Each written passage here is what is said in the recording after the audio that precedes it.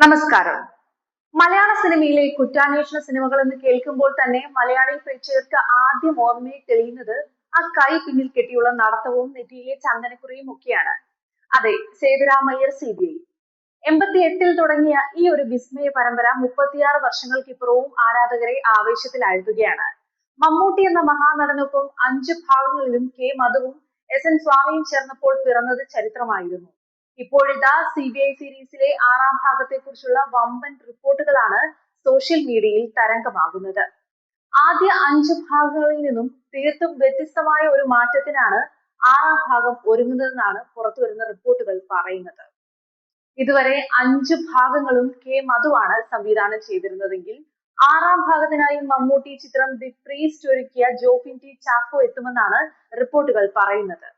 CBI എഞ്ചിന് ലഭിച്ച സമ്മിശ്ര പ്രതികരണങ്ങൾ കണക്കിലെടുത്ത് ആധുനിക കാലഘട്ടത്തിന് അനുയോജ്യമായ മേക്കിങ്ങും പുതിയൊരു സിനിമാറ്റിക് രീതിയുമാണ് അണിയറ പ്രവർത്തകർ ലക്ഷ്യമിടുന്നത്.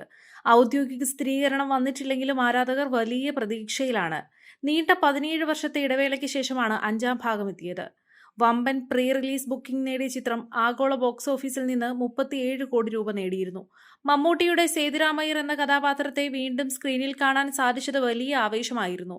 മേക്കിങ്ങിലെ പഴമയും തിരക്കഥയിലെ ചില പോരായ്മകളും വലിയ രീതിയിലാണ് വിമർശിക്കപ്പെട്ടത്. എന്നിരുന്നാലും സർഗചിത്ര എന്ന പ്രശസ്ത നിർമ്മാണ കമ്പനിയുടെ ഗംഭീരമായ തിരിച്ചുവരവിന് ഈ ചിത്രം സാക്ഷ്യം വഹിച്ചു.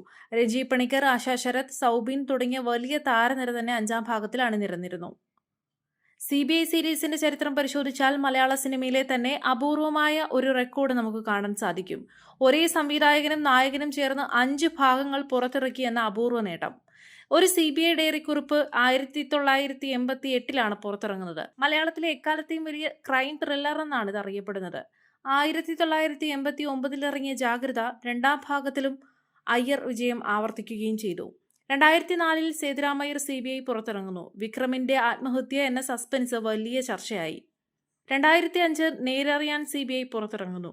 മിസ്റ്റിക് എലമെന്റുകൾ ചേർത്ത ഒരു ഇൻവെസ്റ്റിഗേഷൻ തന്നെയായിരുന്നു അത്. 2022-ലാണ് CBI 5 ദി ബ്രെയിൻ ഡിജിറ്റൽ യുഗത്തിലെ കുറ്റാന്വേഷണം വരുന്നത്. പുതിയ റിപ്പോർട്ടുകൾ പുറത്തു വന്നതോടെ എക്സിൽ വമ്പൻ ചർച്ചകളാണ് നടക്കുന്നത്. പുതിയ കാലത്തെ സാങ്കേതിക വിദ്യകളും ജോഫിൻ ടി ചാക്കോയുടെ മേക്കിംഗ് ശൈലിയും ചേരുമ്പോൾ സേതുരാമയ്യർ വീണ്ടും പഴയ പ്രതാപത്തിലേക്ക് തിരിച്ചു പോകുമെന്നാണ് ആരാധകർ ഒന്നടങ്കം വിശ്വസിക്കുന്നത്. കുറ്റവാളികൾ എത്ര ബുദ്ധിമാന്മാരായാലും അവരുടെ കുറ്റങ്ങൾ പുറത്തു കൊണ്ടുവരാൻ സേതുരാമയ്യർക്ക് കഴിയുമെന്നത് മലയാളികളുടെ ഒരു ഉറപ്പാണ്. 6ാം ഭാഗത്തിനായുള്ള ഔദ്യോഗിക പ്രഖ്യാപനത്തിനു വേണ്ടി നമുക്ക് കാത്തിരിക്കാം. സേതുരാമയ്യർ എന്ന കഥാപാത്രം യഥാർത്ഥത്തിൽ ഒരു തമിഴ് ബ്രാഹ്മണനായിട്ടായിരുന്നില്ല ആദ്യം പ്ലാൻ ചെയ്തിരുന്നത്. ഒരു പരുക്കൻ സ്വഭാവമുള്ള പോലീസ് ഓഫീസറായ അലി ഇമ്രാൻ എന്ന വേഷമായിരുന്നു മമ്മൂട്ടിക്ക് വേണ്ടി കരുതിയിരുന്നത്. എന്നാൽ മമ്മൂട്ടി തന്നെയാണ് ശാന്ത സ്വഭാവിയായ ബുദ്ധിശക്തി ഉപയോഗിച്ച് കേസ് തെളിയിക്കുന്ന ഒരു ബ്രാഹ്മണ ഉദ്യോഗസ്ഥൻ എന്ന ആശയം മുന്നോട്ട് വെച്ചത്. അങ്ങനെയാണ് മലയാള സിനിമയിലെ ഏറ്റവും ഐക്കോണിക്കായ ഈ ഒരു കഥാപാത്രത്തിന്റെ ജനനം. 88-ൽ പുറത്തിറങ്ങിയ ആദ്യ ഭാഗം കേരളത്തിൽ മാത്രമല്ല തമിഴ്നാട്ടിലും വലിയ തരംഗമായിരുന്നു. ചെന്നൈയിലെ സഫയർ തിയേറ്ററിൽ ഈ ചിത്രം തുടർച്ചയായി 1 വർഷത്തിലധികമാണ് പ്രദർശിപ്പിച്ചത്. സേതുരാമയ്യർക്ക് ചില പ്രത്യേകതകളുണ്ട്. അത് ആരാധകർക്ക് കാണാപാഠമാണ്.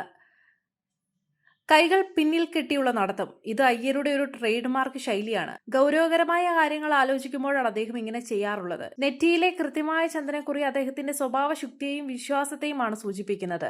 CBI സീരീസിലെ 5 ഭാഗങ്ങളിലും സേതുരാമയ്യർ ഒരാളെ പോലും തല്ലുന്നതോ തോക്കുപയോഗിക്കുന്നതോ നമ്മൾ കണ്ടിട്ടില്ല. തലച്ചോർ ഉപയോഗിച്ചുള്ള പോരാട്ടം എന്നതാണ് അയ്യരുടെ രീതി. അയ്യർക്കൊപ്പം എപ്പോഴും നിഴൽ പോലെ കൂടെയുള്ള 2 പേരാണ് ചാക്കോയും വിക്രമും. ചാക്കോയായി മുകേഷും വിക്രമായി ജഗതി ശ്രീകുമാറുമാണ് എത്തുന്നത്. വിക്രമിന്റെ വേഷപ്പകർച്ചകളും ചാക്കോയുടെ തമാശ കലർന്ന സംഭാഷണങ്ങളും സിനിമയുടെ അവിഭാജ്യ ഘടകം തന്നെയാണ്. 5ാം ഭാഗത്തിൽ ജഗതി ശ്രീകുമാർ തിരിച്ചെത്തിയത് വലിയ വൈകാരിക നിമിഷമായിരുന്നു. 6ാം ഭാഗത്തിലും ഇവരുടെ സാന്നിധ്യം ആരാധകർ ആഗ്രഹിക്കുന്നുണ്ട്. രേഖാചിത്രം എന്ന ചിത്രത്തിൽ നമ്മൾ കണ്ടതുപോലെ കുറച്ചുകൂടി ഗൗരവമുള്ള സ്റ്റൈലിഷായ വിഷ്വൽസ് CBIക്ക് നൽകാൻ ജോഫിൻ ജോസഫിന് കഴിയും. പുതിയ കാലത്തെ പ്രേക്ഷകർക്ക് ഇഷ്ടപ്പെടുന്ന രീതിയിലുള്ള ട്വിസ്റ്റുകൾ സ്ക്രിപ്റ്റിൽ കൊണ്ടുവരിക എന്നതാണ് പുതിയ ടീമിന്റെ വെല്ലുവിളി.